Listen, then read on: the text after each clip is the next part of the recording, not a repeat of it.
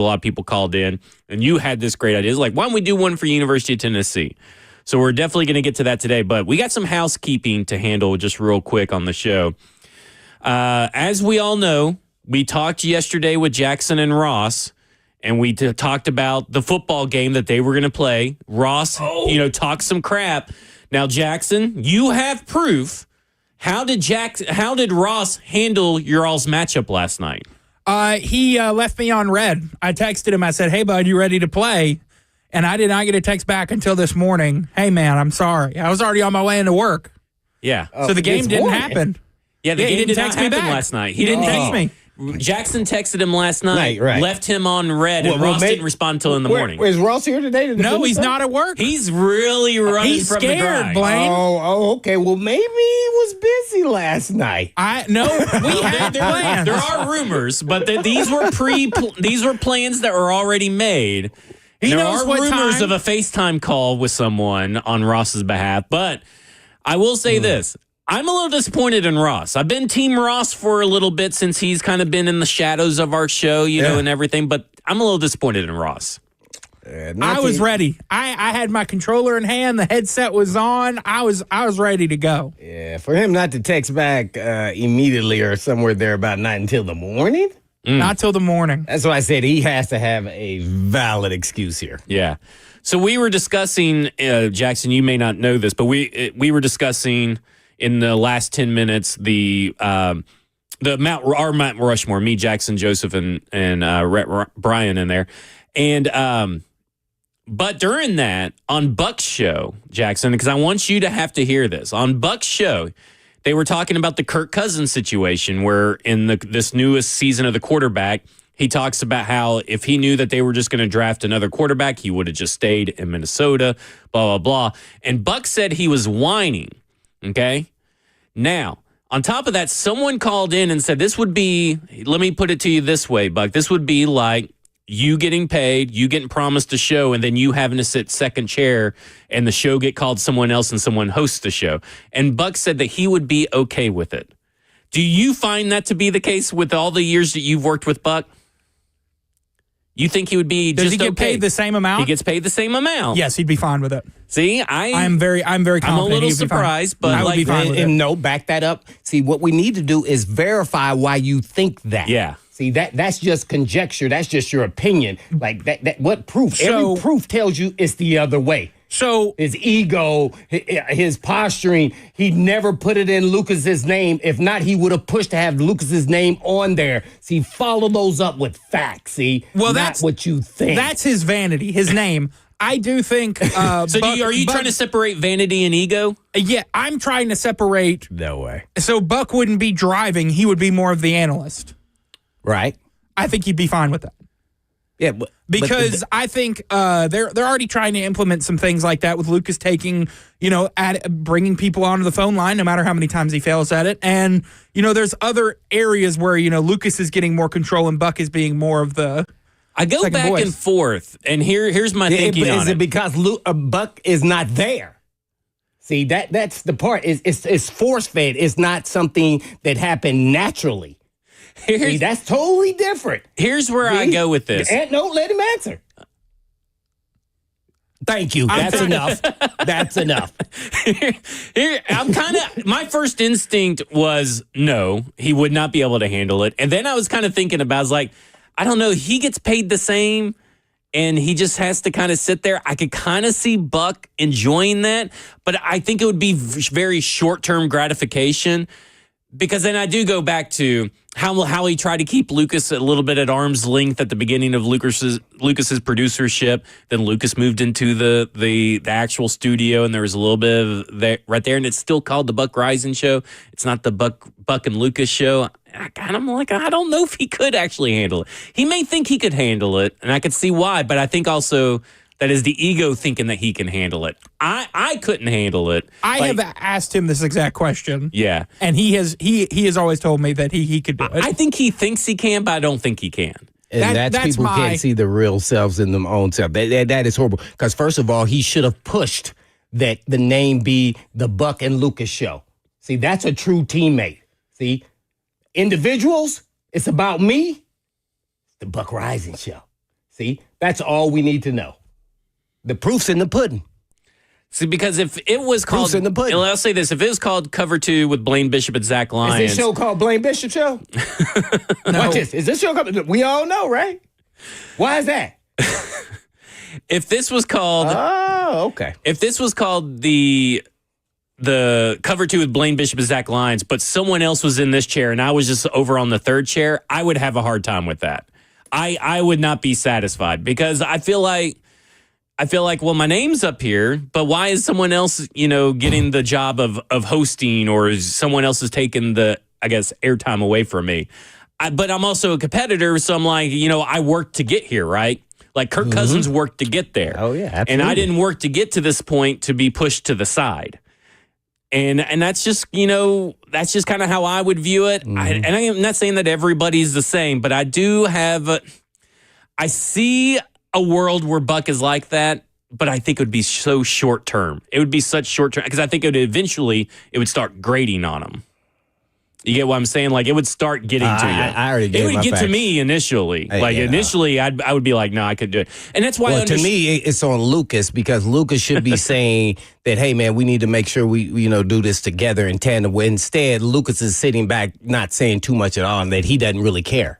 See, that's the difference. And so he really wanted Buck to step up and be a true teammate. See, I would also look at it like this, but this is also this why ain't about a like or somebody like or dislike somebody, and that's how sometimes people are making judgments here. This is about what is right. Yeah. And that's, to me, the actual thing with Kirk Cousins, to get it back to what Kirk Cousins was talking about.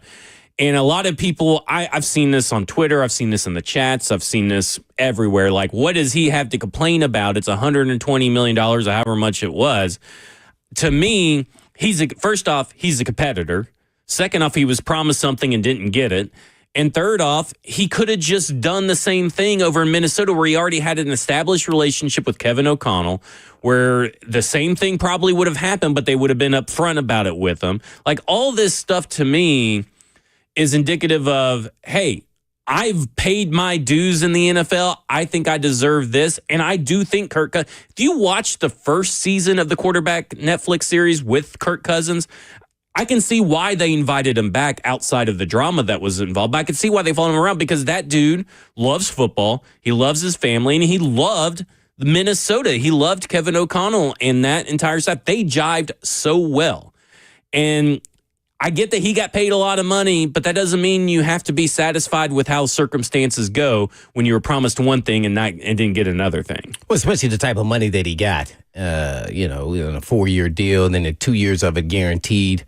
So that probably gave him the sense of satisfaction that whatever direction they tried to go, he would still be the starter at least 2 years there. Yeah. I know his wife is from there, so that probably weighed into it a little bit. Minnesota was probably really honest with him, telling him, hey, we're going to draft a quarterback first round. We're not guaranteeing you that you will be the starter, but we'll offer you maybe a 1-year or a 2-year deal at this rate. And then he's seeing the options out there, and it's just so much better, and it's guaranteed, and it's more money, and you didn't even play for that organization.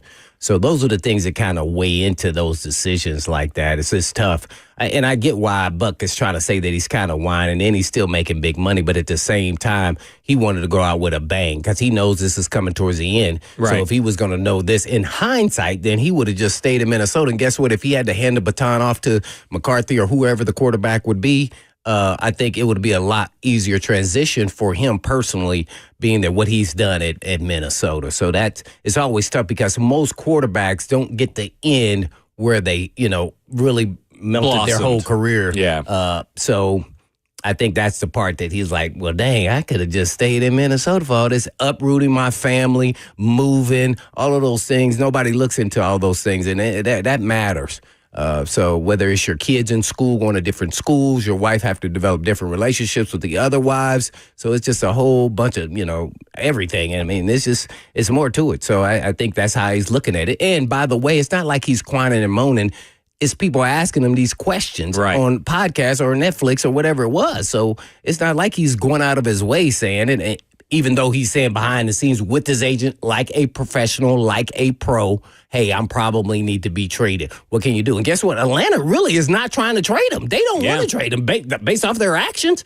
They don't want to trade him. They're like, we'll just wait so we can get more. Which it maybe. feels like kind of a disservice to Kirk Cousins yet again. Well, they're trying to protect themselves. They say, hey, if Penix gets injured, all right, we got a quarterback. If someone gets injured during the season for another team, starting quarterback, playoff contending team, what if that happens? And he gets traded then for more value to that team.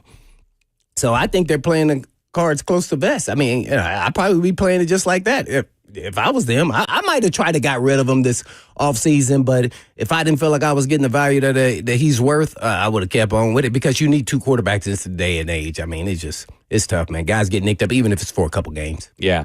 And I see people saying, well, uproot his family. His wife is from Roswell, Georgia, just up 400. But she lived in Minnesota. Yeah, she lived in Minnesota. But I mean, they lived in Minnesota. You have to move. Your kids have established relationships there. You still have to move. They don't know every kid at their school in Roswell, Georgia. No. I mean, we got to use some common sense in the chat, and I feel like the chat's lacking it. But you still had to uproot and move. Yeah.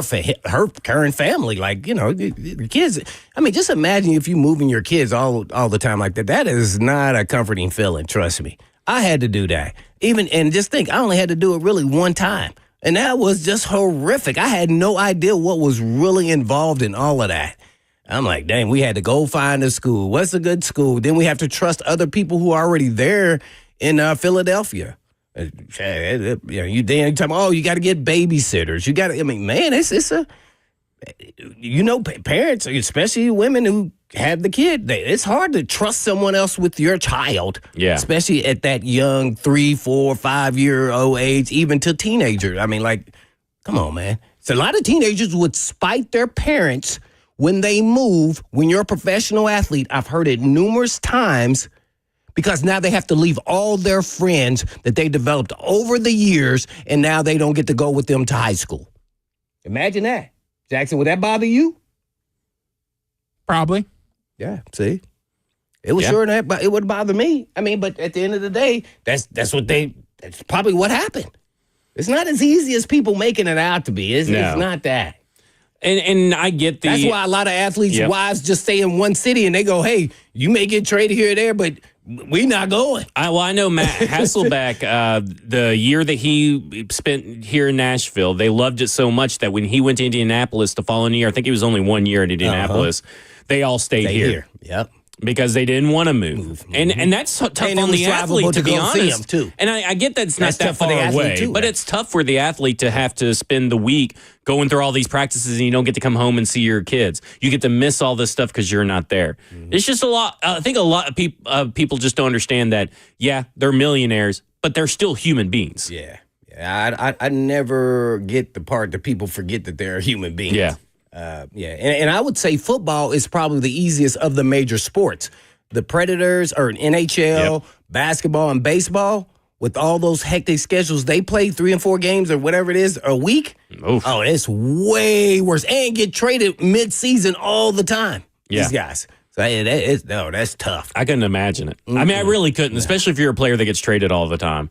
All right, when we come back, we're going to go through and talk about some University of Tennessee football, and we're all going to give you our Mount Rushmore of Tennessee football players from 2000 to 2024. You can call in and give us yours, 615-737-1045. This is Cover 2 with Blaine Bishop and Zach Lyons here at 1045 The Zone.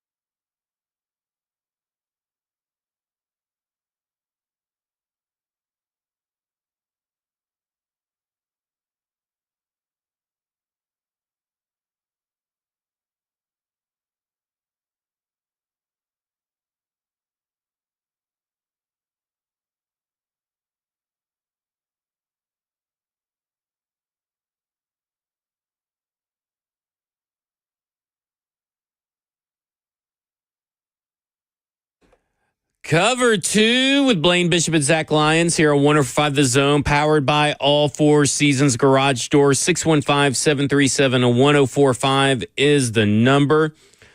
Mount Rushmore of Tennessee volunteer football players in the 21st century, so 2020-24.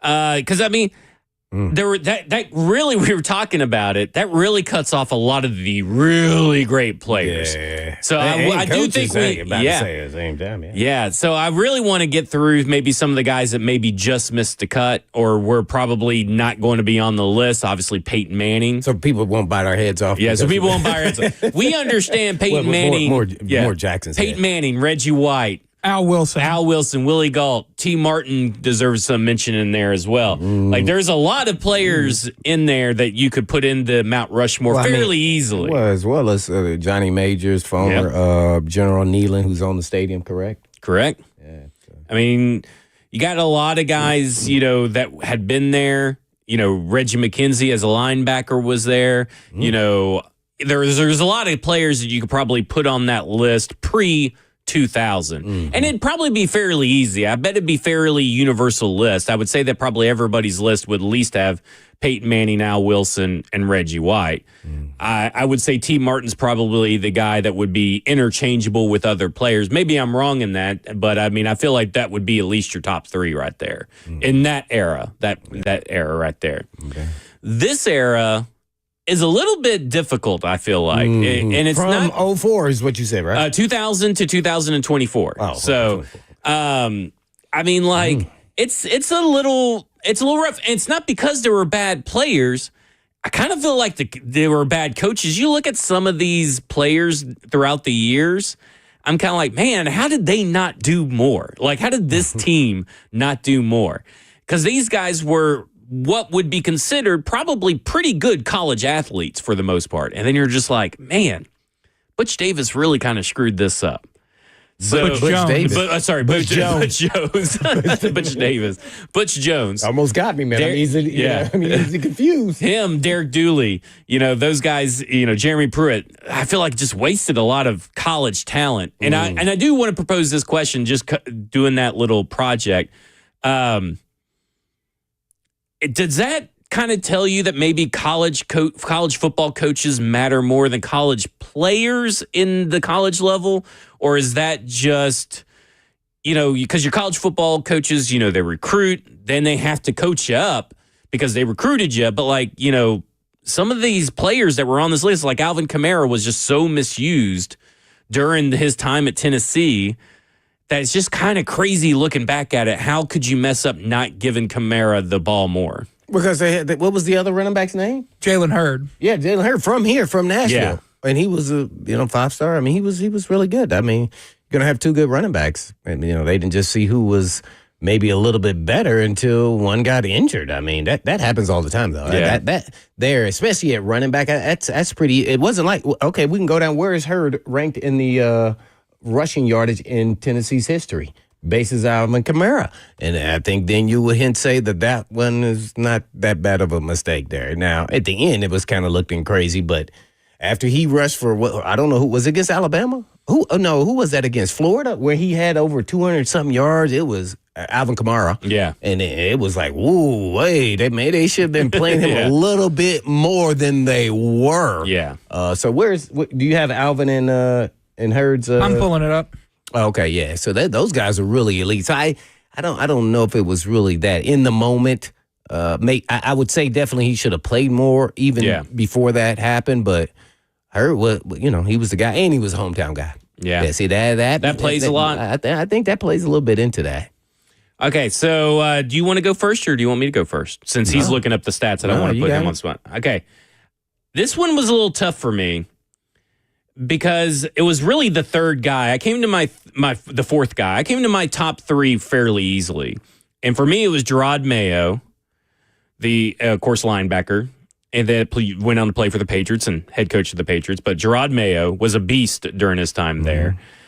Eric Berry, safety, obviously was a dog his whole time there. Probably the most impactful probably most impactful player of the Tennessee era, probably. And I went Josh Dobbs. And I've kind of waffled on my fourth guy a little bit. I've kind of they've been trying to talk me into Juwan Jennings. And I'm like, I don't know about him. I kind of thought about Jalen Hyatt, that 1 year, but it was just kind of 1 year.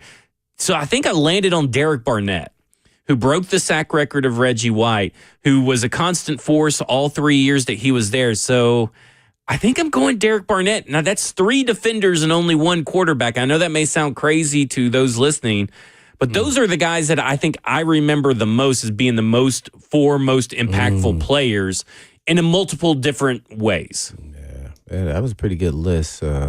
Barnett, man, he was impactful. And I had him right outside of my list. I mean, he was from BA, and he definitely, man. He was he was an impactful player. Yeah, I was stunned when I say that because he was way better than I ever thought he would get to as a sacker. To get that sack record in the university's history, that was pretty cool. So yeah, maybe it was between him and Witten for me. Witten's during that time, correct? Yeah, that's correct. Yes. Yeah, so it was between those two. It was a coin toss. Eric Berry was phenomenal. I had never seen a player like that at safety play that well live almost every week. Was fascinating.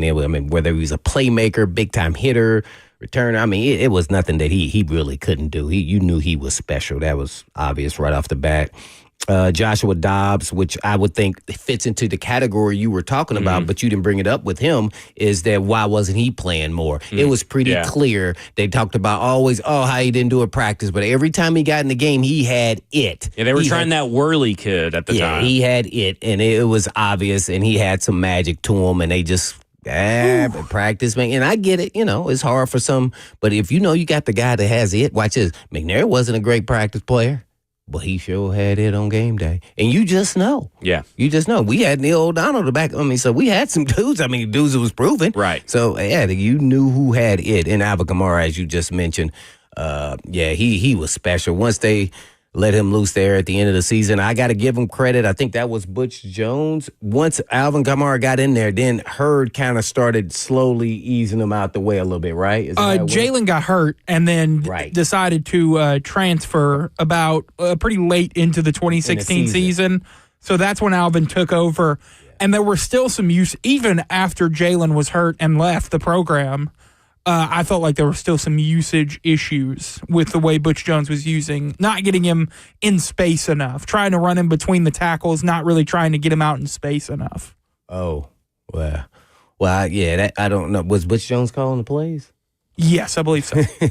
But, that's kind of how you want to implement, but he was starting. But so he was, they didn't get him the ball enough in my man. Once that happened, they still didn't get him the ball enough. He was just kind of, this guy that was in space was really, really hard to tackle, and his balance was off the charts. I had never seen a player balance like that when he was getting hit and to keep his balance like that as a smaller guy. So, Dobbs, Kamara. So that year, last year of Kamara, and it was Kamara, Hurd, John Kelly was back there. John was Kelly was pretty good. Was a pretty good college and running I think back. that's why they had Kelly there, Jackson. And then Joshua Dobbs had 150 rush attempts himself that year for 831 yards and 12 touchdowns. Yeah. So he was almost a rushing attack and passing attack in that game. And I know that we'll get to Jackson's here in a minute, but Jackson had said some of these people they're mentioning here. Witten, Robert Meacham, but Jamal Lewis was during that time. He just missed the cut. He just missed the cut. I believe he was drafted in 2000. He was drafted in 2000. Yeah. So it would have been the 99 season was his last. So my debate is Witten or Barnett for my fourth guy. And that was a big debate. What do you have over there, Jackson? So my 4 guys, I went with Juwan Jennings in my Mount Rushmore. I also, my list is much more modern just because these are the guys I grew up watching more, remember playing. Those guys in the 2000 or 2006, 2007, I didn't really get an opportunity to watch because I was a young kid. So I went with Juwan Jennings. This is in no particular ranking, by the way. Juwan Jennings, Eric Berry, Hendon Hooker over Josh Dobbs just because of he's the first quarterback in my lifetime really to beat Alabama. Like the first quarterback I watched Tennessee beat Alabama was Hendon Hooker. So he made it just over Josh Dobbs and Derek Barnett. just because of breaking Reggie White's sack record. I feel like that is a monumental. That wasn't during your time, though, was it? Derek Barnett. I was at the game where he broke the sack record. You did? You were there? Yeah, was at the same time? It was the Music City Bowl in 2016 against Nebraska here in Nashville. Okay. Yeah, you feel Derek Barnett is a little bit older than what it feels like. He's still in the league, though. Yeah, he's still in the league, but he's still he's now considered old. But like, I feel like, I don't know why. Just sometimes you get these thoughts of players in your times, and you're like, oh, wasn't Derek Barnett drafted in like 2012 or 2011? What year was he drafted? Drafted in 2017. And it just doesn't feel that way, right? It doesn't I think it's feel, because he was special around here. But again, 2017 is now 8 drafts ago. Like, I mean, it does not feel that long ago. He's going into year 9. Yeah, it's just one of those weird sports things in my head where I feel like something is way older than what it was. You know, like, it's just weird. It's just weird. Yeah. Understandable, too. Those are guys that you watched and you saw. Yeah, that's still a strong list. It shows how many great players they've had over the years. Jennings, boy, he may be the toughest son of a gun that I've ever watched put on a Tennessee freaking uniform, man. Yeah. Good Lord. That guy there, man. I mean. And he did everything. You know, he had the most roller coaster ride experience. He was kicked off the team in 2017, made it back, ended up starting a couple of games at quarterback, not only at wide receiver. Just an all-around Mount Rushmore type of player, in my opinion, for Tennessee. Mm-hmm. Yeah. Mr. Keefe is either a little behind or missed the segment where we're talking about this is from 2000 to 2024, because we did say that before that it would be pretty easily Manning, White, and Al Wilson, which he puts, and then put in your fourth name there. So I'll be like, we're talking 2000, 2024. He goes, I just joined in. He says, it's my bad. All right, let's go to Toby, who wants to join in on the conversation. Toby, you're on with Blaine and Zach.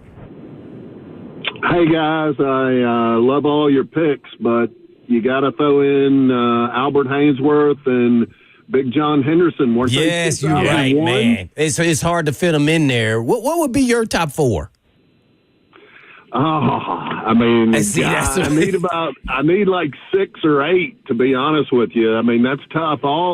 Derek Barnett, I mean, Hendon Hooker, I was at the game he beat Alabama. That's hard to top. So only picking 4, I couldn't even imagine. But that Big John Henderson and Albert Hainsworth, it's hard to leave them off of any list. Right. Which one of those, if you had to pick one, which one of those 2 D tackles? I think in college, Big John Henderson probably made a bigger impact. But man, that's putting me on the spot. Yeah, I know. I got you. That's right. That's why we got you guys to help us out. But Toby's onto something, because this is kind of what we talked about. Is like you could really do 4 offensive players and 4 defensive players. Y'all want to do it? Because to me, it's like there's some really good players on here that are being missed, right? Yeah, it's hard for me not to put Henderson and Hainsworth on there. At least one of them. I had 3 defenders, and I still found a hard time to putting them in over John. John Henderson and Albert Hainsworth. Yeah. But I mean, like, I felt. Again, that was kind of the time frame that I was really paying attention to football week in and week out. Was that little bit of time frame right there? And so I'm kind of like, okay, well, I know a lot more about Gerard Mayo and Eric Berry from my memory banks than I do about Albert Hainsworth and John Henderson. Yeah. What about Arian Foster? When was he there? Because he was spectacular man. He was 05 through 08. Oh. Well, and that he's in the criteria. 7 and he year. became a better pro. Yes, he was a better... And an undrafted free agent, by the way. Right, because something happened. I forgot. What happened? Something happened at the school or something. I don't remember what it was, or they tried to say that he was, dissing with his player. I don't remember what it was. But, man, to me, he was a baller. And he did exactly what he was doing in college. Yeah. And that was one of the guys that I also kind of had in there that I kind of talked myself out of it with a little bit of help of just talking things out with Jackson and Joseph in there. Bigger UT historians than me. But I was like, man, that 1 year is pretty special. But then you look at that 1 year, and then you look at Dylan Sampson's 1 year. And Dylan Sampson with 20-something touchdowns, in the SEC, in the modern SEC, is pretty spectacular. And I don't know if I'd put him over in the Mount Rushmore, though, but I do think that honorable mentions should go to like Jalen Hyatt and Dylan Sampson for sure. I mean, like, man. I mean, Tennessee's history, man, it's probably just a step below Alabama's. Yeah. But you could probably go do a Mount Rushmore, you tell me, Jackson, of each position group. Running backs, quarterbacks, wide tight receivers. ends, wide receivers. Yeah, you could definitely do that. Man, they've had some really, really, as far as college, man, it's been some really, really good players. Even people mention here Clausen, Stallworth. I mean, man, Dante Stallworth, my man, he was a fabulous player, man. I know people are going to call me crazy, but I remember Dustin Colquitt being really good. Talking about a punter. I know it's hard to put a punter on there, but that's a guy that played football at a high level for the University of Tennessee for 3 or 4 years, and one of the best punters in the nation. I'm kind of thinking, okay, he at least deserves a mention. Well, they had a history of the family. And then the special teamers, I think, you wouldn't do a punter Mount Rushmore. You do a special teamers. I think that Mount Rushmore particularly is so interesting because with kicker, Cordell Patterson, you have to put on there. Colquitt as the punter. The kicker, I have to go Chase McGrath because the most memorable kick in Tennessee recent history is the one against Alabama. So you probably have to put him on there. And then the fourth one, who else? Honestly, you'd probably do 3 on that one because you have a returner, a kicker, and a Morgan Cox, the long snapper. I was about to say Morgan Cox is from University of Tennessee. Got you. And you know what? They were showing me Inky Johnson highlights earlier. And, he had his, career cut short because of that hit in the Florida game, wasn't it? Air Force. But, man, that dude's highlights were awesome. That was like 2005, I want to say. 2005, 2006, if I'm not mistaken. Yeah, kind of crazy. But again, it just goes to show you that even in dire times, you still have really great college players that mean a lot to your team. And it's a pretty good list from 2020-24 of players that you could put on anybody's Mount Rushmore and probably be right. And we'll go to your phones when we come back. We see some phones calling in, 615-737-1045. We want to hear from you. This is Cover 2 with Blaine Bishop and Zach Lyons here on 104.5 The Zone.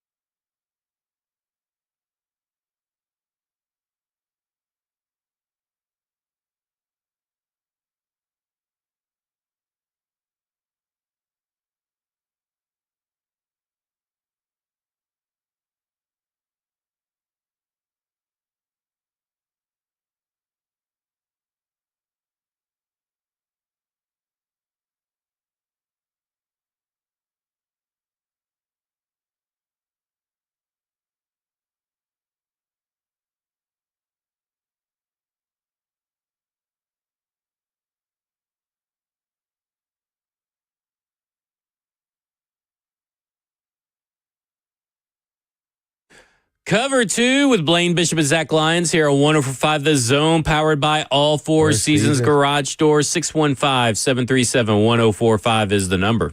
We should put out, Jackson, because I'm sure I probably got third, but put out all our surveys of who we picked and then see what the fans think.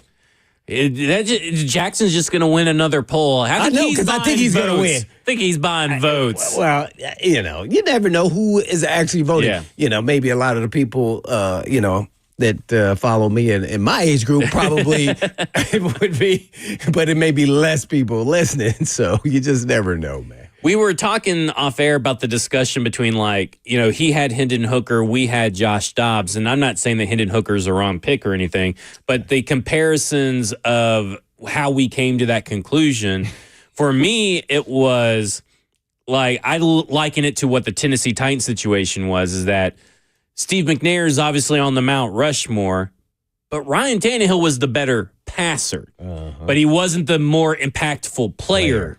And Josh Dobbs was the more impactful player. I can remember many times working at the dealership on a Saturday, and let me tell you something, college football down south, ain't nobody coming into a car dealership on a Saturday. And I would watch a lot of the Josh Dobbs game, and I'm like, man, this dude is just a player. He is an athlete. And Hendon Hooker was very good, and to his point, Jackson's point, he beat Alabama. Huge feather in the cap. But I just felt like what Josh Dobbs was able to do when he was in games and put in position just felt like he was that Steve McNair kind of player where it may not have been pretty through the air and all this kind of stuff, but that dude was going to leave it all on the field week in and week out. Yeah, he was magical. You just never knew what you get, but man, he's special. You sure felt like you could win every game. Yeah, I just thought Hooker was more.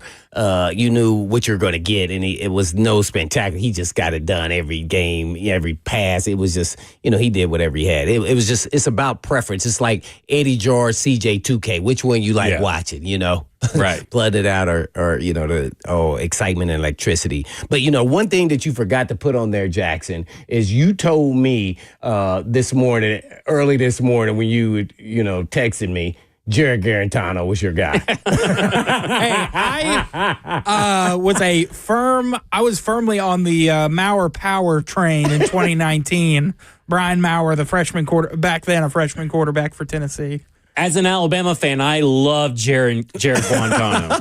Put him on the Mount Rushmore. So, somebody said it on the chat. Yeah. That's why I was joking about it all. But, man, he started off good, and then it just, bad. I've not seen a quarterback get hit harder than I saw Jarrett Garantano get hit. Mad respect to Jarrett Garantano for standing back there and taking the hits and toughness. And, he did some bonehead things, but you could never question his toughness. Yeah. I will say that. I mean, that dude got hit. I remember it was against Alabama my freshman year of college in 2018.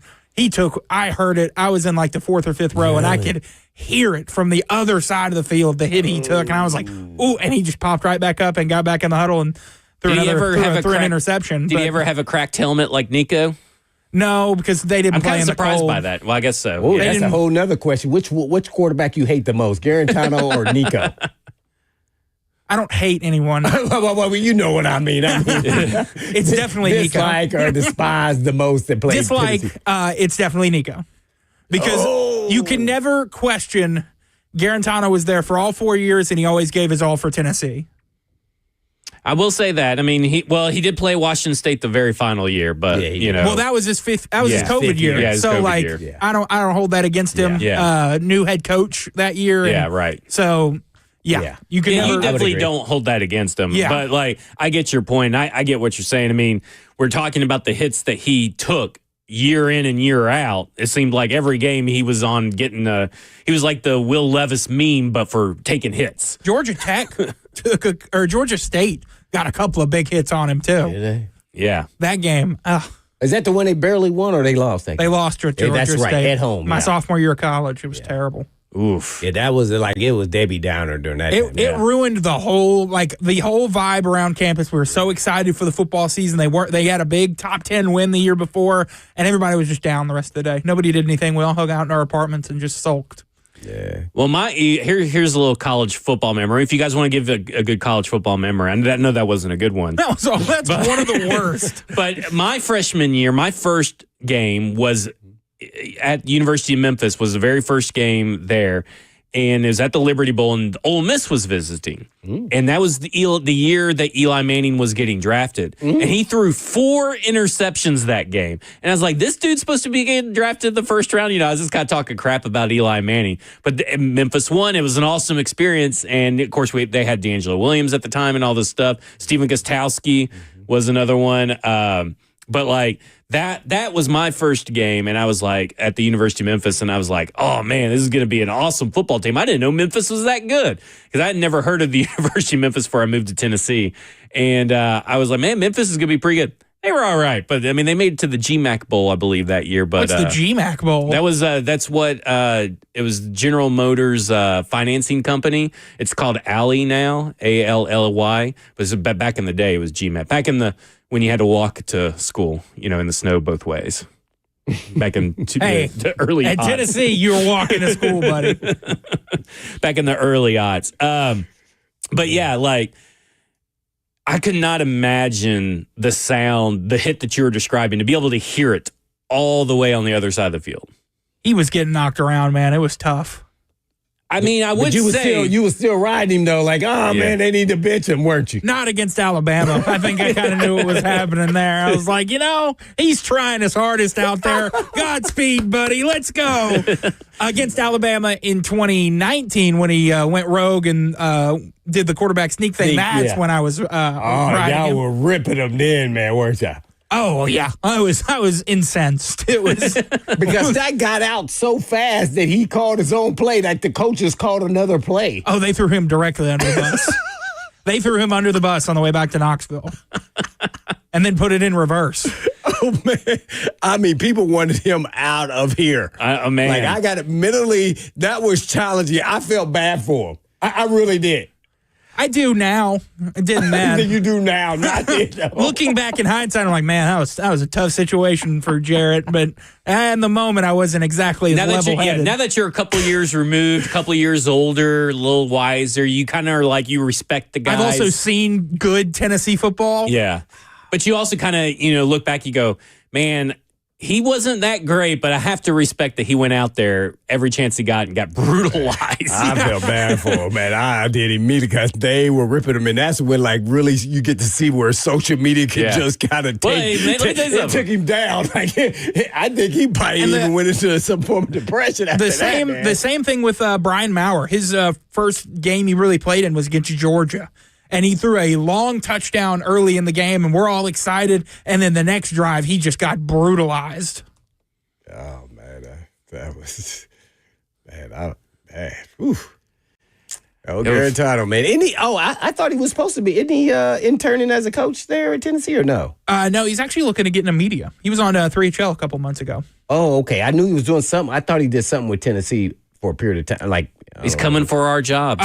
I think you're thinking of Dylan Gabriel. Oh, is that not Dylan Gabriel? Who was the UCF quarterback that got hurt under Heupel, leg injury?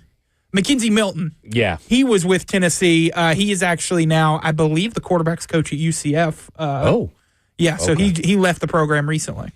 Okay. All right. When we come back, we're going to talk more about the Tennessee Titans, the skill players, and probably maybe touch on the best college football playoff format, because that's apparently a big hot topic among people right now. As the Big 12 commissioner said, he thinks 5-11 is the way to go. We'll talk more about that. This is Cover 2 with Blaine Bishop and Zach Lyons here on 104.5 The Zone.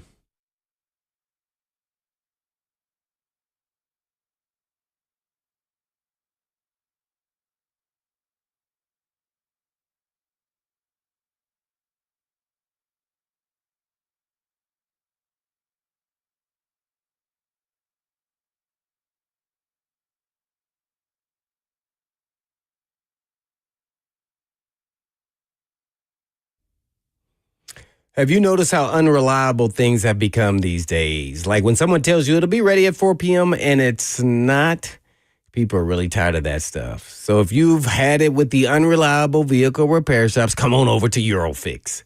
Eurofix turns unreliable into reliable. And Eurofix has your vehicle ready when it's really ready so you don't have to stand around and wait all freaking day.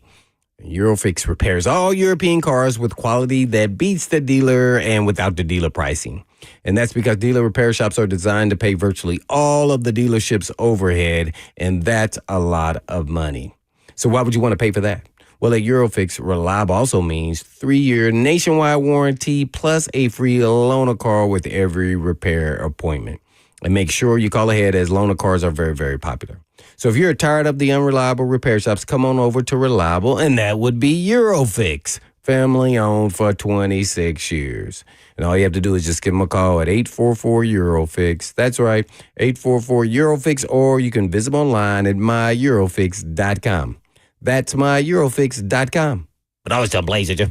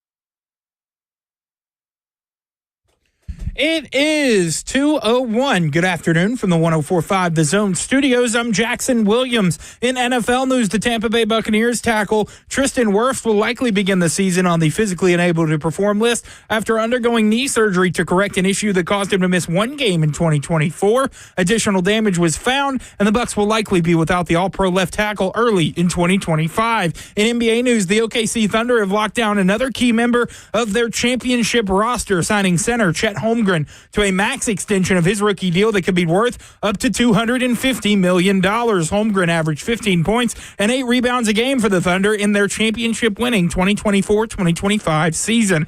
Nashville Soccer Club back on the pitch tonight, taking on DC United in a U.S. Open Cup quarterfinal match. Kickoff set for 8 p.m. For foundation repair and waterproofing needs, visit USSTN.com. Breaking news at once on your home for the Titans and Vols. This is 104.5 The Zone.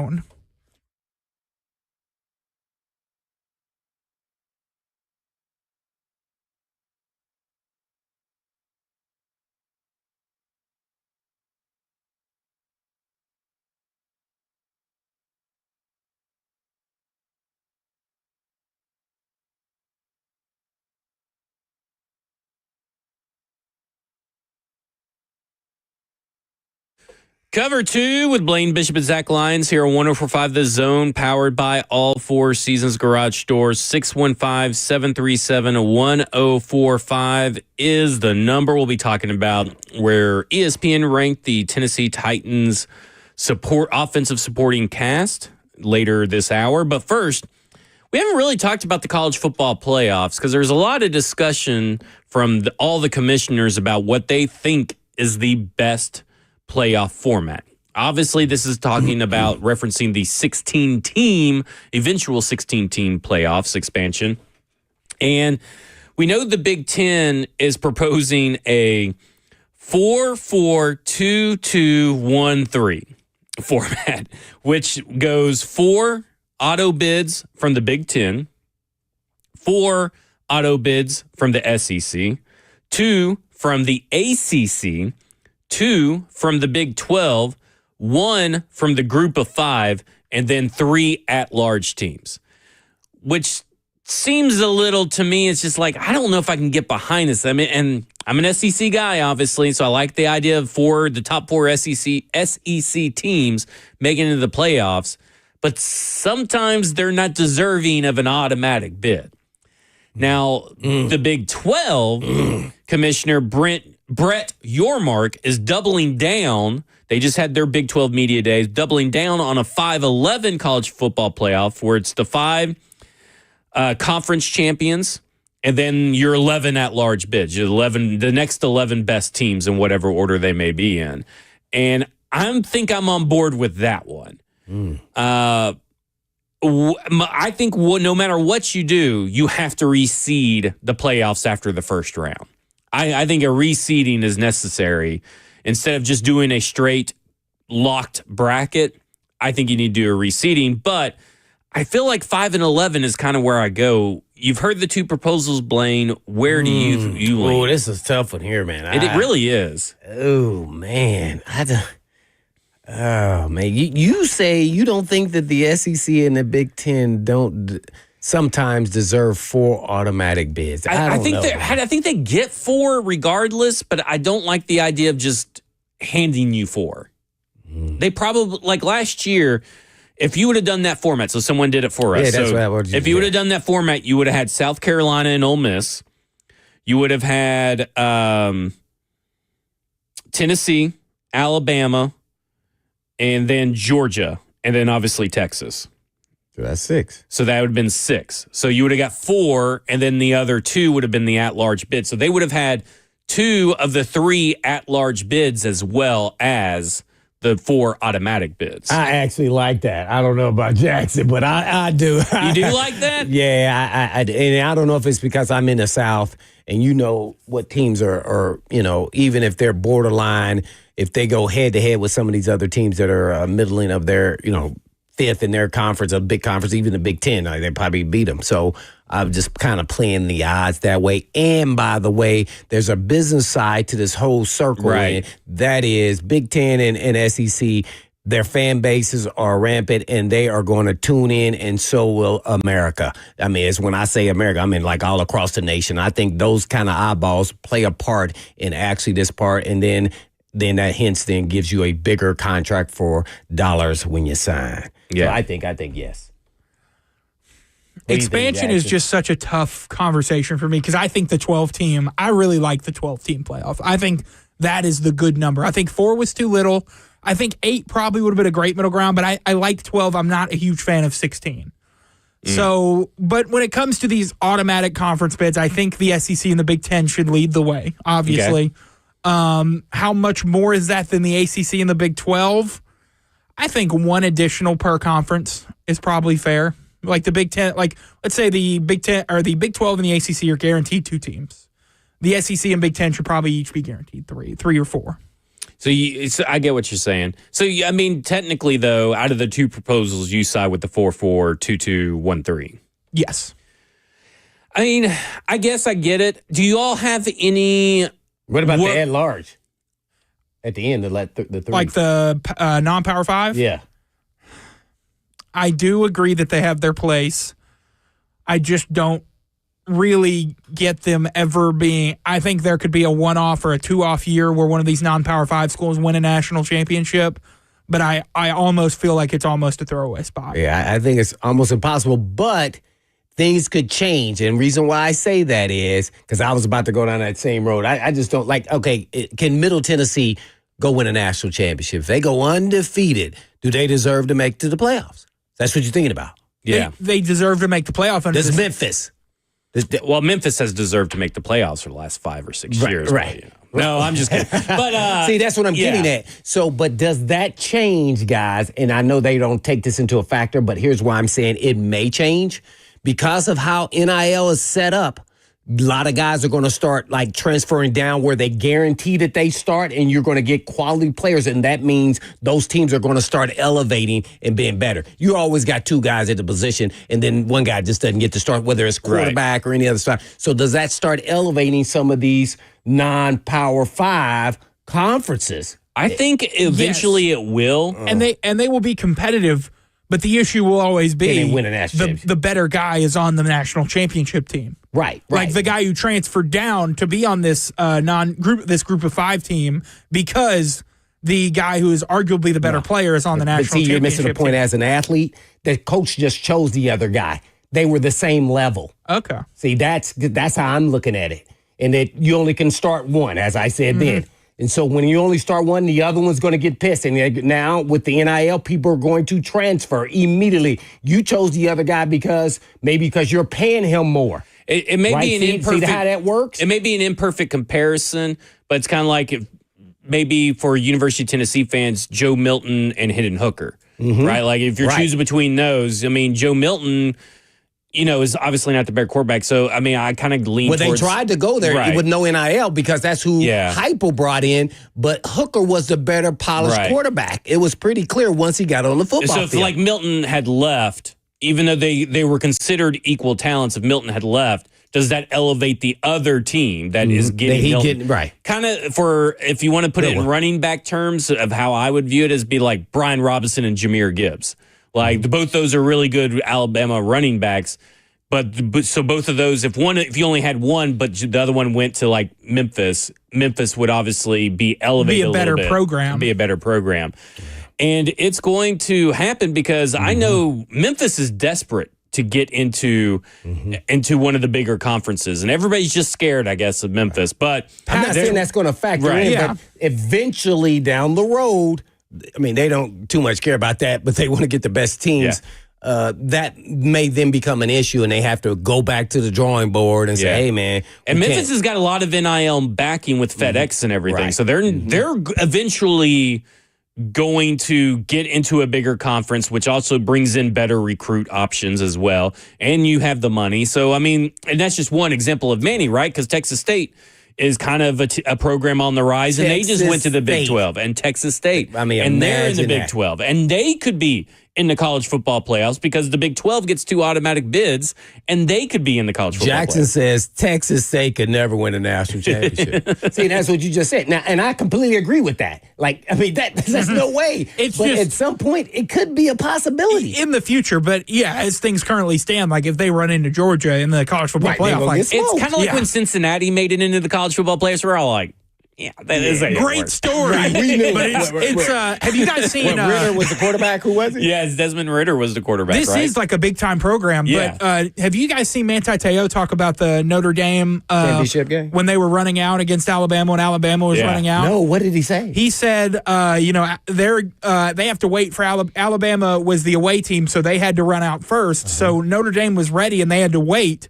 And Alabama runs by, I believe he mentioned Chance Warmack, former Titan, and DJ Fluker, and they're running, they're hooping and hollering, and he looks around at his teammates by the time they're gone, and their eyes are all big, and they look shell-shocked. And Manti looked at him, he just kind of sighed and said to himself, it's going to be a long night. And it was. He should have said that they were shell shocked because they saw how big and fast these dudes were. They probably but that wasn't the Warmack team. That was the Derrick Henry team. Yeah. So and Derrick Henry, they embarrassed him. I remember exactly I where it do was. too. I was at a Buffalo Wild Wings in Spring Manti Te'o Hill, was 13. and me and Dad were there watching them just get boat raced, and because Zach. people thought it was going to be a close game. Yeah, That I was think the oddsmaker had it that way. That was Warmack because Manti got drafted in 13 with Warmack. That was the Derrick Henry game. Manti Te'o's girlfriend and all that. All it was. Yeah. Henry went off. Yeah. Manti Te'o, man, am I? But Derrick Henry must have been a freshman. But yeah, I guess Chance Warmack was there. Yeah. Yeah. You're Yeah. right. You're right. We're both right. We're both right. We're just thinking the arguing wrong from way. different Yeah, corners. different years. But yes, that's correct. But yeah, like I remember just being there at that Buffalo Wild Wings, seeing them come out, and I'm like, oh man, this game's over even before it began. And obviously, that's what Manti Te'o said, right? Manti Te'o kind of tells you that's a bad sign. You know That's what I'm a saying? really bad Like, sign. it's just like when Alabama said that about. They see some big dudes like that run like That's that. They're true. like, whoa, they don't look like how they do on film, man. Hey, this does not look like USC over here. Well, who was the Alabama player that said that about the Tennessee game against Hooker? And they were kind of shook by the electricity and in everything. Neyland, yeah. Was it Dallas Turner or Will? Was it Will no, it was Anderson? Will Anderson, I think. Well, yeah, and once you got that, and you got that in during the game, it's over for your team. Like, I feel like you've already lost the game before it even played. If you got that kind of mentality. And they shouldn't have had that kind of mentality. But that was a very weird, undisciplined team for Alabama. You think about that team. The last Yeah. time they went to Neyland would have been in 2020 with no fans, and they would have all been young players. Yeah. So they go from, they have their expectation of Neyland in their head because they've played there before, and it's up to 11. Yeah. But still, you got to have that tough mentality, right? Sometimes you don't got. Hey, when we come back, we're going to talk about ESPN ranking the college football. We'll talk about ESPN ranking the Titans playmakers 32nd overall in the NFL. We'll give our thoughts. This is Cover 2 with Blaine Bishop and Zach Lyons here on 104.5 The Zone. Crap!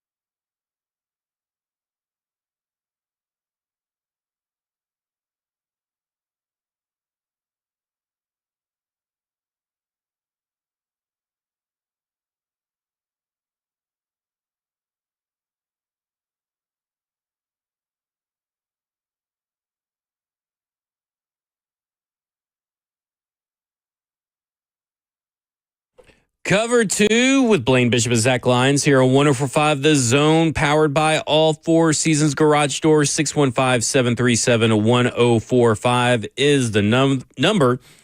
Bill Barnwell of ESPN put out his yearly, or his annual, I guess you used to say, annual ranking of the 32 best playmaking units. So ranking the NFL's wide receiver, tight end, and running back groups for 2025. Ranks all 32 teams.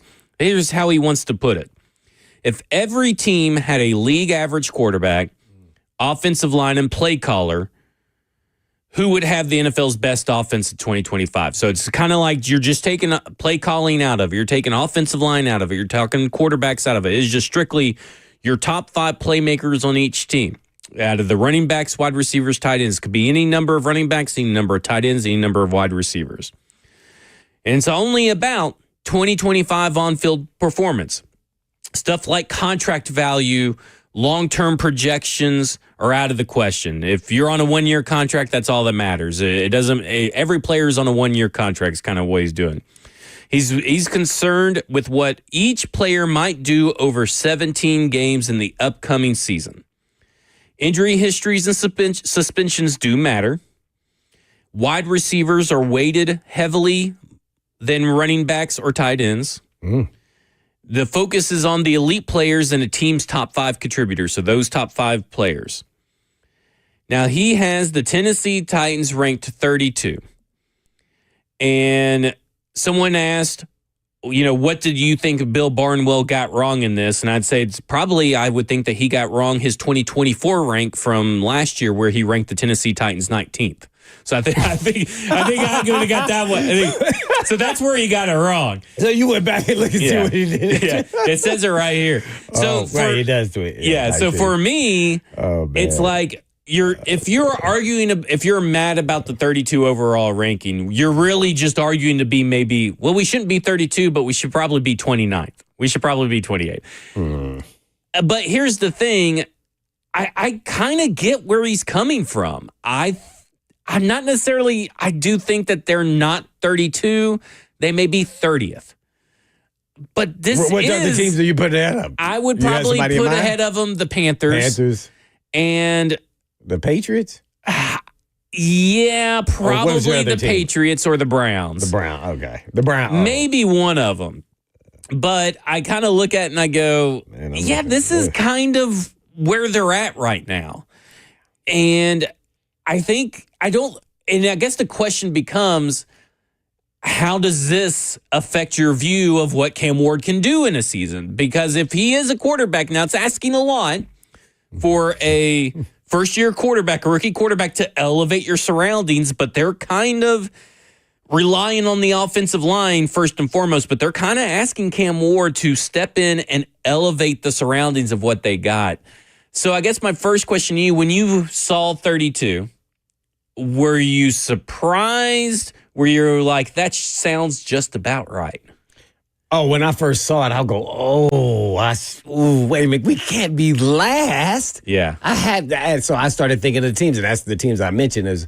And I didn't even want to go into detail because I think he's on to something, because now you have unproven players. And then you have bottom of the career Lockett, Van Jefferson, inconsistent career, low level as far as starter in this league. So where's the production come from? We can all talk about how Cam Ward can elevate the team. Right. But if, you got a bag of nuts, you got a bag of nuts. I mean, if you got, some really good players, it's pretty easy. So we shall see if those young players, especially early on, how much they play. I think if we watch, I bet if I was the team, I would lean into the veteran receivers early and see how much they got, especially like the first 4 games or so, to make sure we get in rhythm and pace, and then platoon the young receivers and see who then after that starts making plays within that, and then they get more time and more experience. They must see what it's really like out there, and especially if the veteran players aren't getting it done too, by the way.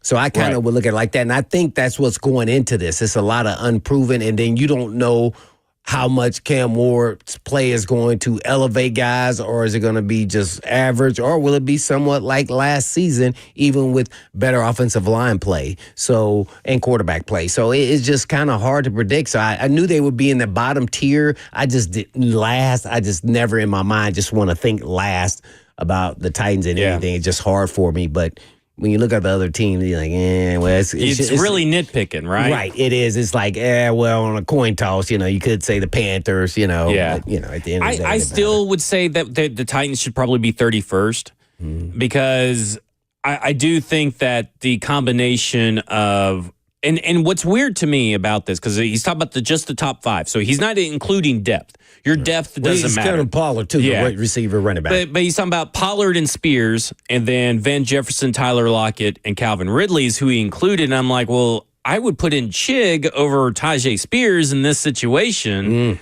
And I don't know if that really changes anything, but I look at the Panthers depth chart, and it's T-Mac, Tatoria McMillan. Unproven. Xavier Leggett, who really did nothing last year as a second round, or no, they traded up for him in the first round. So as a first round draft pick, didn't really do nothing.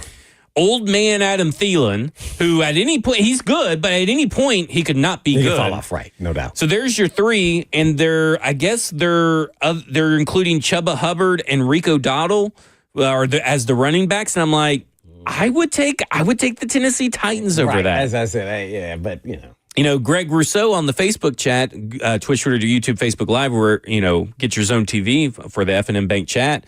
He says the Saints, he calls me a moron, I guess, but I'm looking at them. Chris Olave, Brandon Cooks, Rashid Shaheed, Alvin Kamara, and I guess your other guy would maybe be Taysom Hill or Juwan Johnson. I would take those guys over the Tennessee Titans playmakers. I mean, as a whole, if you're swapping them out, I would take those guys. I think Calvin Ridley's the second best wide receiver because I really like Chris Olave.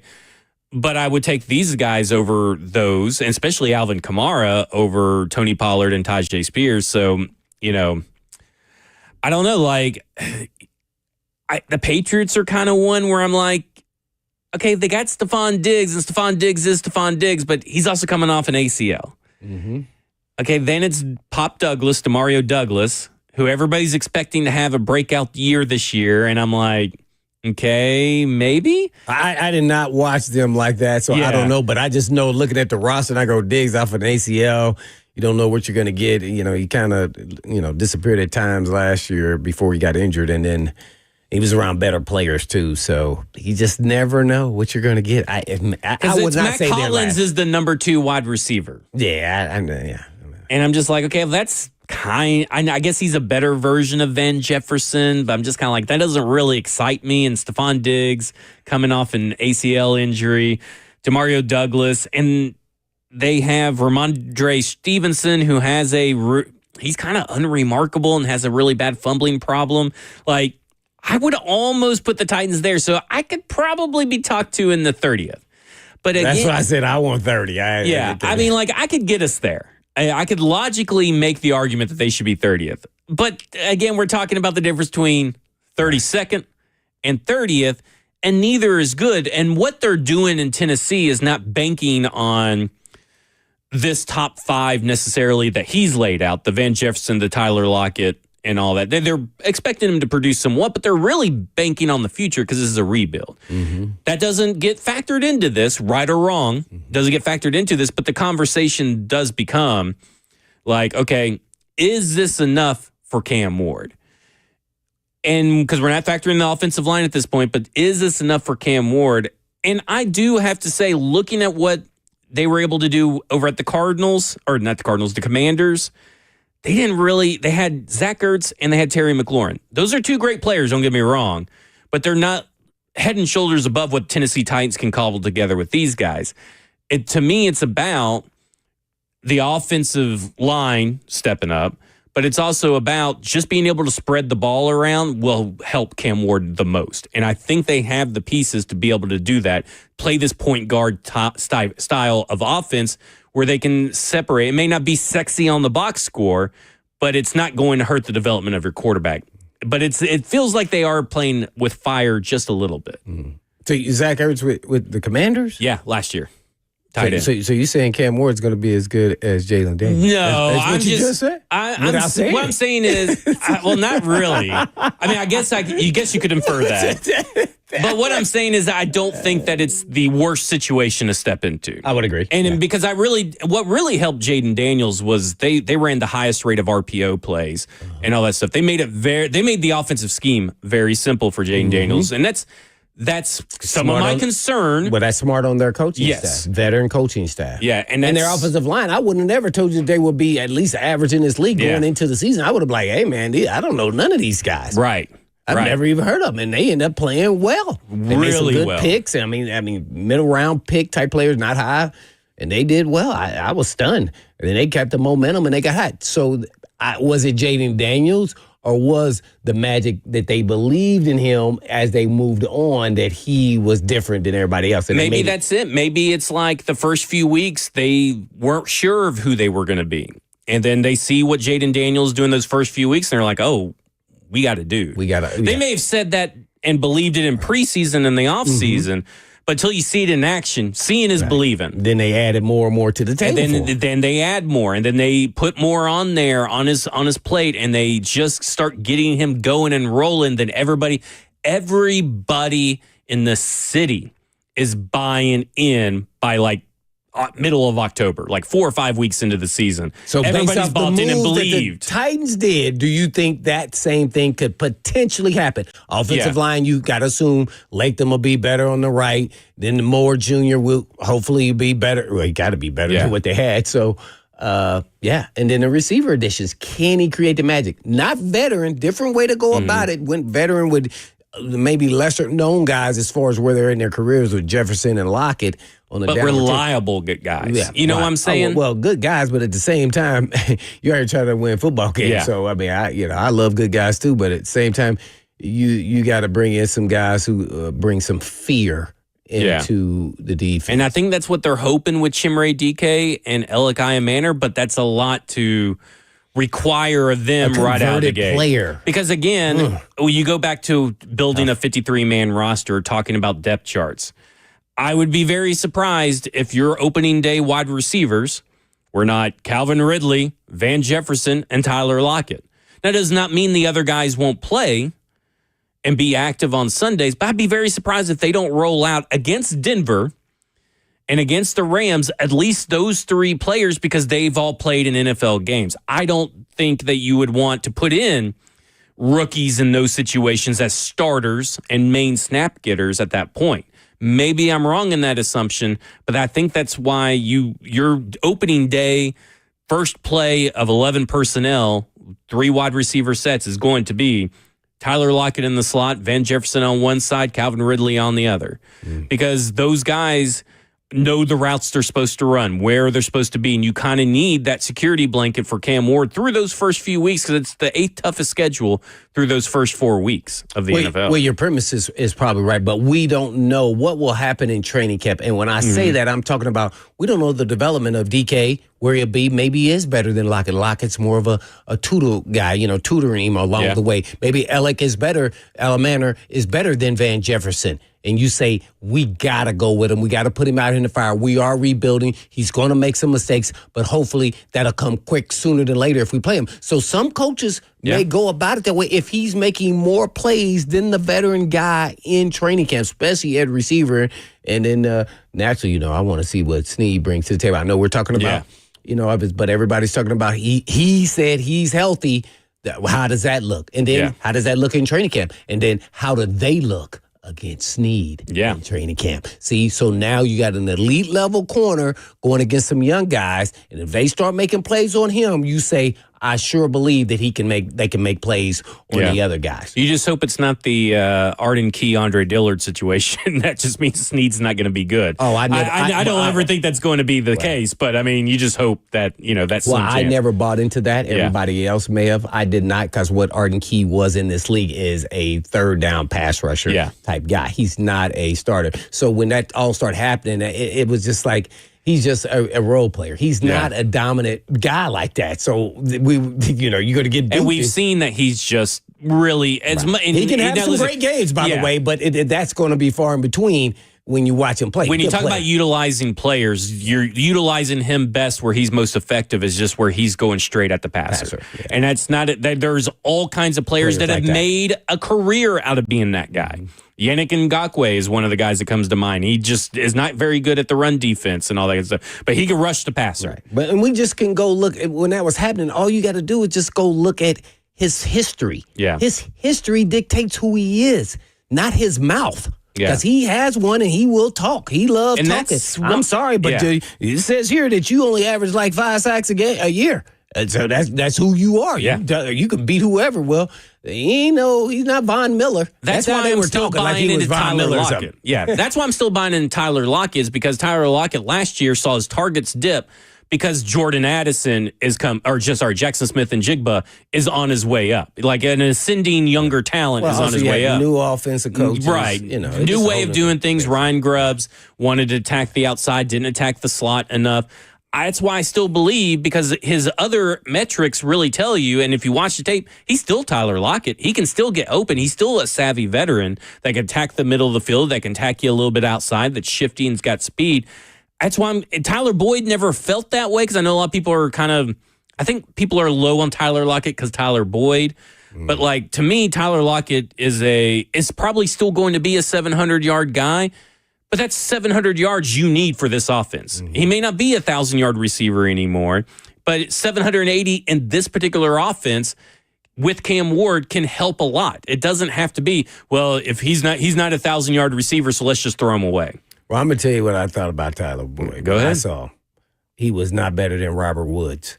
Yeah. Robert Woods is not on the team. Robert Woods is still in this league. Yep. But he starting receiver for the Steelers, I believe. And he was not better than him because their styles are somewhat similar. They're route runner guys who at the last minute they're going to, get some separation at the end. They're not blazers. There's nothing special about them. Yeah. As NFL receivers, good players. When I thought that he wasn't better than him, I thought we were going to be in a little bit of trouble. And I was hoping no separation. I was hoping knowing the system would help him along the way, but it didn't. He couldn't get away from guys. Yeah, and that's the thing. I think Tyler Lockett still has that element of separation to his game. It may not be elite separation or anything, but when you're in the slot, every little bit of separation matters. And Tyler Boyd just every pass felt like a contested catch. Yeah. Well, I'm waiting to see on Lockett. We haven't seen him. Right. Yeah. So, he was missing, and then he practiced a little bit here or there. But so we'll see him in training camp. We'll get to see, if he's still I know got they some really jitterbug are to him. hoping, I would say, that Chimere DK steps up big time this year for that slot position. Really interested. It will be interesting. Yeah, because he could make a big difference. He can. We shall see. Him and Ridley with their speed, oof. It kind of gets me happy. All right, let's go to Gil real quick who wants to talk Tennessee Titans. Gil, you're on with Blaine and Zach. Hey, what's going on, guys? What's going on? You got it. Yeah, I'm glad that y'all were talking about that. I think that everybody's sleeping on Restrepo. And that's going to be the one that I feel that him coming out of college, he was one of the only ones that people game planned to stop, and they couldn't stop it. And he went over 1,000 yards. And just me seeing him at that workout with Tyreek Hill, T. Higgins, and Jamar Chase, and able to work out and train with him, and then I see him working out with Cam Ward. Cam Ward is still the most passes to him ever.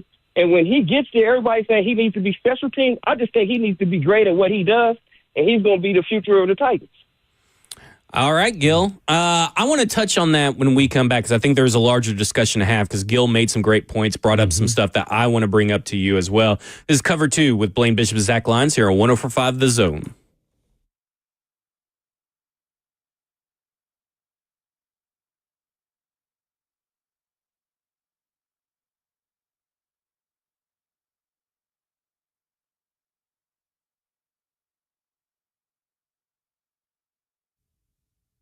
All right, so I've got a little extra around the middle, and I'm talking around the midsection here, and it's earned, sure, but still, the dead bod isn't exactly the goal. I don't have time to go to the gym every day like I used to. Sometimes I just want to just sit on the couch there. It's nice and comfy. I want to feel better when I look in the mirror, though, but I'm not trying to do anything extreme. That's why I checked out M-Sculpt Neo at Edge Peptide Therapy.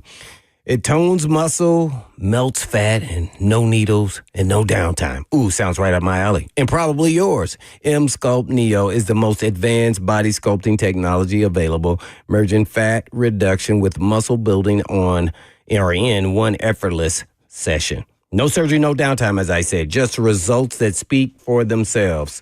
M-Sculpt Neo is your secret weapon, building muscle and burning fat faster than the traditional workouts alone. It's like doing 20,000 sit-ups in 30 minutes without breaking a sweat. Who can do that? Well, at M-Sculpt, you'll be able to do that right now. M-Sculpt Neo, and all you have to do is just give them a call at 615-724-1878. That's 615-724-1878.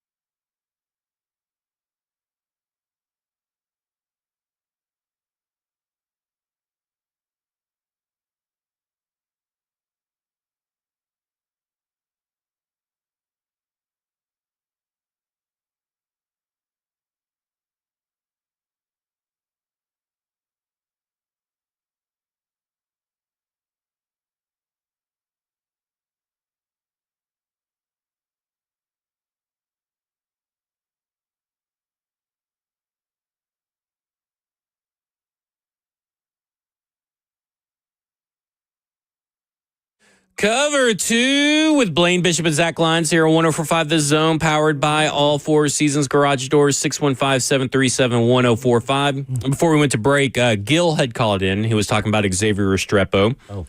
And I just wanted to get your take on what you have seen from Xavier Restrepo's offseason so far. Now, obviously, we're not around him 24/7 or anything.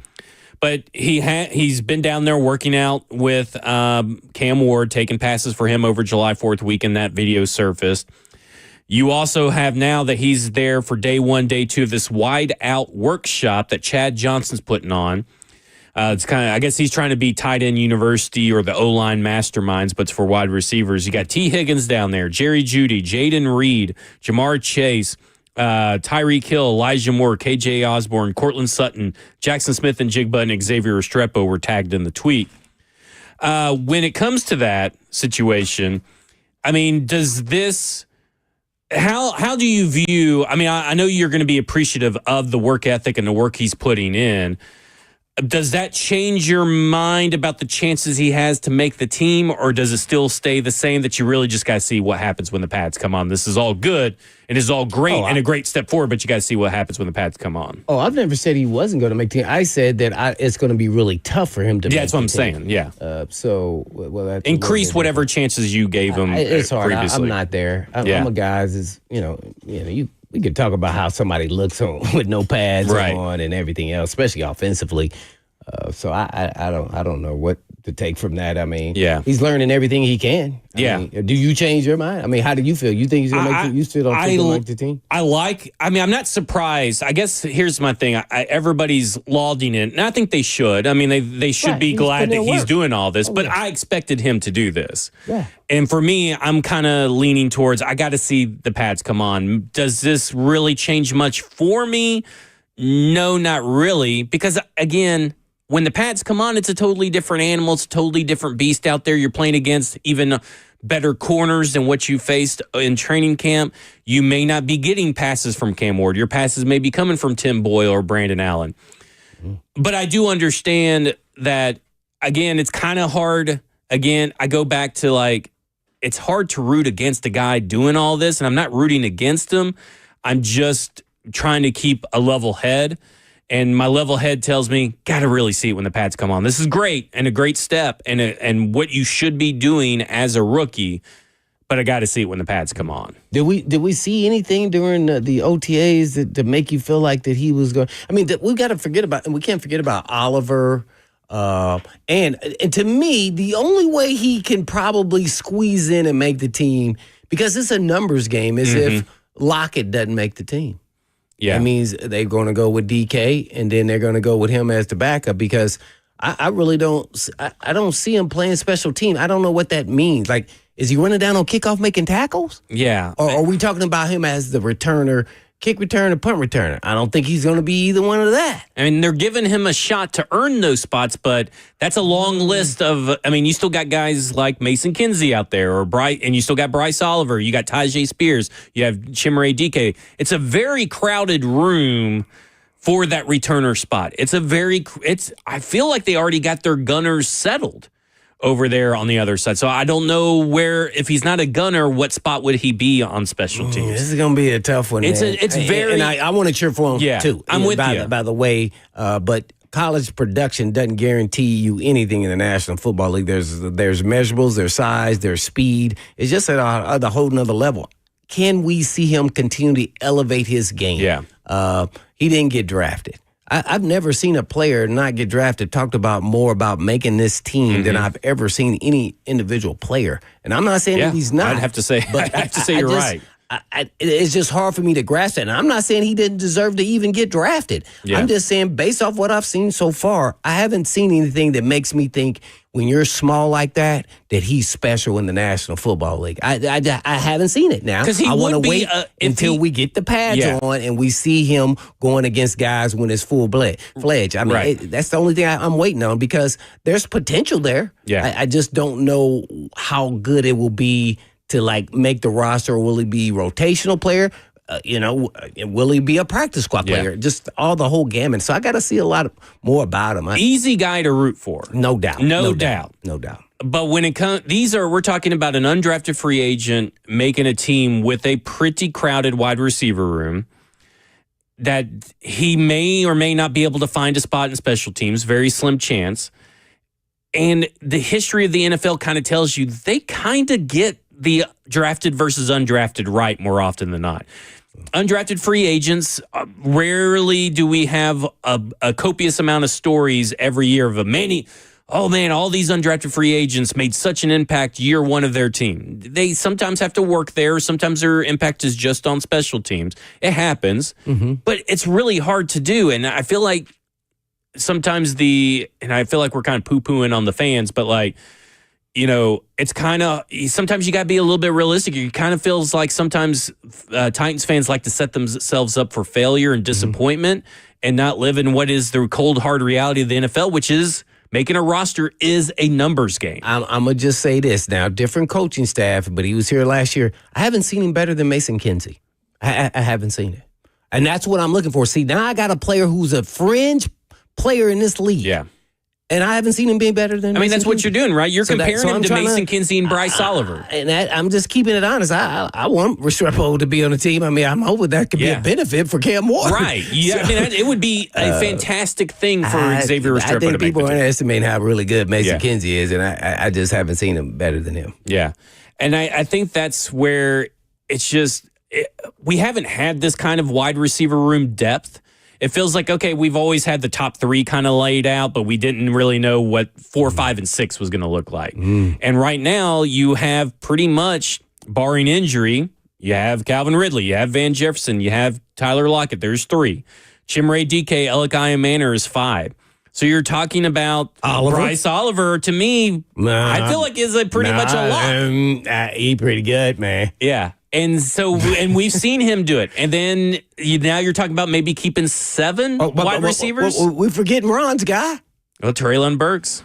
He's going to make the team, right? Ron has stepped in. He gets the privilege because he's ACL. Got to tip the cap to him. ACL. A week later, he's up in the studio. Man, I'd still be at home laying it up. Man, I don't lie. I am not lying.